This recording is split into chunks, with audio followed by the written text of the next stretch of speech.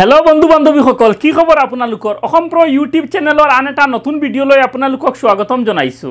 आजिर video तेनेকুৱা কিছুমান কাৰ্যৰ বিষয়ে আমি কথা পাতিম যিবিলাক কাৰ্য আপুনি জীৱনত কেতিয়াও কৰিব নালাগে আৰু যদি কৰে তেতিয়ালে আপুনি সামাজিকভাৱে অসন্মানিত হ'ব পাৰে, মানসিকভাৱে কষ্ট পাব পাৰে বা কেতিয়াবা শাৰীৰিকভাৱে কষ্ট পাব পাৰে।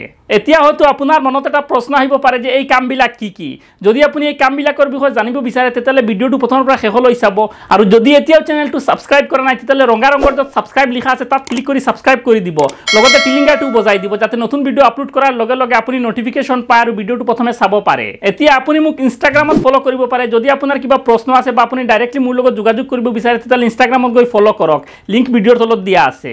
এতিয়া বেছি দেৰি নকৰি আজিৰ ভিডিওটো আৰম্ভ কৰো। মানুহে দৈনন্দিন জীৱনত বহুতো সৰু সৰু ভুল কৰি থাকে আৰু যদি তেওঁ বিচাৰে তেতিয়ালে এই ভুলবিলাকৰ পৰা তেওঁ নিজকে আঁতৰাই ৰাখিব পাৰে, কিন্তু তেওঁ এই ভুলবিলাকক একেবাৰে সামান্য ভুল বুলি গণ্য কৰে আৰু কৰিয়েই থাকে আৰু কেতিয়াবা এই ভুলবিলাকে এক ভয়ংকৰ ৰূপ লয় যাৰ ফলত তেওঁৰ জীৱনত বহুতো সমস্যাৰ সৃষ্টি হয়। তাৰে প্ৰথম কাৰ্যটো হৈছে অনুমান কৰা।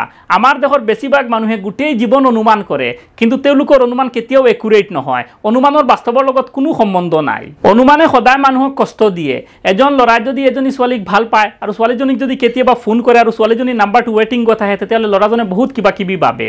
হয়তো ছোৱালীজনীয়ে বেলেগ কোনোবাক ভাল পায়, ছোৱালীজনীয়ে বেলেগ কোনোবাৰ লগত কথা পাতি আছে, তাক ঠগি আছে ছোৱালীজনীয়ে। কিন্তু বাস্তৱত হয়তো এনেকুৱাও হ'ব পাৰে যে ছোৱালীজনীয়ে নিজৰ আত্মীয় কাৰোবাৰ লগত কথা পাতি আছিল। বা কেতিয়াবা এনেকুৱাও হ'ব পাৰে এজন ল'ৰা যদি এজনী ছোৱালীক লৈ বজাৰত যায় আৰু ল'ৰাজনৰ বন্ধুৱে কথাটো গম পায় তেতিয়ালে তোৰ বন্ধুসকলক আহি ক'ব যে আবে তোমালোকে বিশ্বাস নকৰিবা, সি নতুন এজন গাৰ্লফ্ৰেণ্ড বনাইছে, মই মোৰ নিজৰ চকুৰে দেখিছো।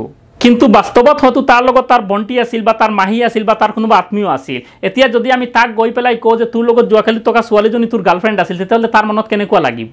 অকল অনুমানৰ ভিত্তিত আমি বেলেগ এজন মানুহক অসন্মান কৰি পেলালো। গতিকে জীৱনত কেতিয়াও অনুমান নকৰিব। যেতিয়ালৈকে নিজৰ হাতত কোনো উপযুক্ত তথ্য নাই তেতিয়া বেলেগক কেতিয়াও অনুমান কৰি কথা নকব। অনুমান অকল ৰাজনীতিৰ ক্ষেত্ৰত কামত আহে, ৰিয়েল লাইফত অনুমানৰ কোনো কাম নাই। দ্বিতীয় কামটো হৈছে বেলেগৰ দুখ বিচাৰি কেতিয়াও নাথাকিব। আমাৰ মাজত তেনেকুৱা বহুতো মানুহ আছে যিসকলে বেলেগৰ দুখবিলাক খুচুৰি থাকে। অকল তেওঁলোকে বেলেগৰ দুখবিলাক দেখা পায়, গুণবিলাক কিন্তু কেতিয়াও তেওঁলোকে দেখা নাপায়।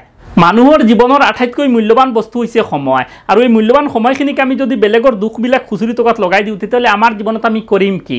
যদি কাৰোবাৰ দুখ বিচাৰিবই লাগে তেতিয়ালে নিজৰ দুখ বিচাৰক। নিজৰ দুখ বিচাৰি এইবিলাক শুদ্ধ কৰক আৰু নিজকে এজন পাৰফেক্ট মানুহ হিচাপে গঢ় দিয়ক। নিজৰ মূল্যৱান সময়খিনি বেলেগৰ দুখ বিচাৰত খৰচ নকৰিব।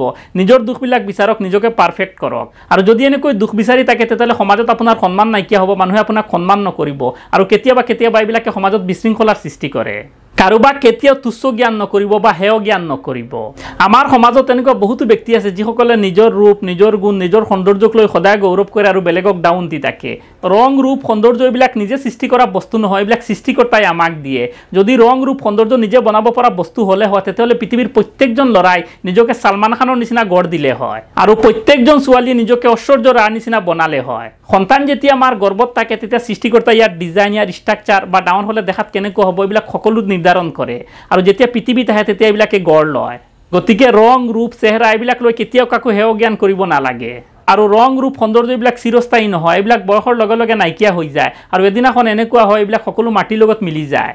যেতিয়া এজন ধুনীয়া ছোৱালীক এজন ল'ৰাই প্ৰপ'জ কৰে তেতিয়া মেক্সিমাম ক্ষেত্ৰত ছোৱালীজনীৰ উত্তৰ হয় আপোনাৰ শক্ল কবি আইনে মে দেখা হে কিয়া। প্ৰেমৰ লগত চেহেৰাৰ কি সম্বন্ধ আছে? যদি তাৰ প্ৰপ'জেল তোমাৰ ভাল লগা নাই তেতিয়াহ'লে তাক বেলেগ এটা ৰিজন দেখুৱাই তুমি গুচি যোৱা। সেইটো তোমাৰ পিছফালে লাগি নাথাকে। তাক কিয় তুমি ক'ব লাগে যে তোমাৰ চেহেৰাটো মোৰ লগত মিলা নাই গতিকে মই তোমাক ভাল নাপাওঁ। চেহেৰাটো সি নিজে বনোৱা নাই, এইটো সৃষ্টিকৰ্তাই বনাই দিছে। যদি তাৰ হাতত এইটো অধিকাৰ থাকিলে হয় যে তাৰ চেহেৰাটো সি নিজে বনাব তেতিয়াহ'লে সি সলমান খানতকৈ ধুনীয়া হ'লে হয়। ইয়াৰ পিছৰ কাৰ্যটো হৈছে কেতিয়াও কাৰো বস্তু তদন্ত নকৰিব বা গুপ্তচৰী নকৰিব।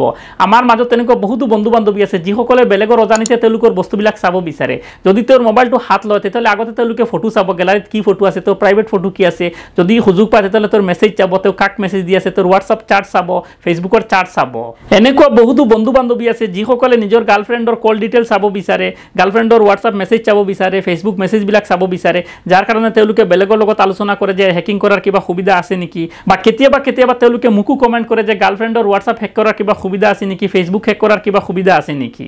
নিজে হেক কৰি চোৱাটো দূৰৰ কথা, কিছুমান কাম আছে যিবিলাক কাম আমি সুযোগ পালেও চাব নালাগে কাৰণ এইবিলাক চোৱাৰ লগে লগে আমাৰ জীৱনত অশান্তি আহে। গতিকে বেলেগৰ প্ৰাইভেট বস্তু কেতিয়াও চাব নালাগে। এইবিলাক চালে নিজৰো ক্ষতি হয় প্লাছ আইনীভাৱেও অপৰাধ। এইবিলাক কাৰ্যৰ পৰা সদায় বাচি থাকিব যদি এইবিলাক কাৰ্যৰ পৰা বাচি থাকে তেতিয়াহ'লে জীৱনটো অলপ সুখেৰে উপভোগ কৰিব পাৰিব আজিৰ ভিডিঅ'ত ইমানখিনি আছিল যদি ভিডিঅ'টো চাই আপোনাৰ ভাল লাগে তেতিয়াহ'লে লাইক কৰিব যদি মোক কিবা ক'ব বিচাৰে তেতিয়াহ'লে কমেণ্ট কৰিব যদি এতিয়াও চেনেলটো ছাবস্ক্ৰাইব কৰা নাই তেতিয়াহ'লে চেনেলটো ছাবস্ক্ৰাইব কৰি দিব ভিডিঅ'টো চোৱাৰ বাবে ধন্যবাদ আপুনি হাঁহি থাকক ধেমালি কৰি থাকক কাৰণ জীৱনটো অকল দুদিনে আৰু কৈ থাকক জয় আই অসম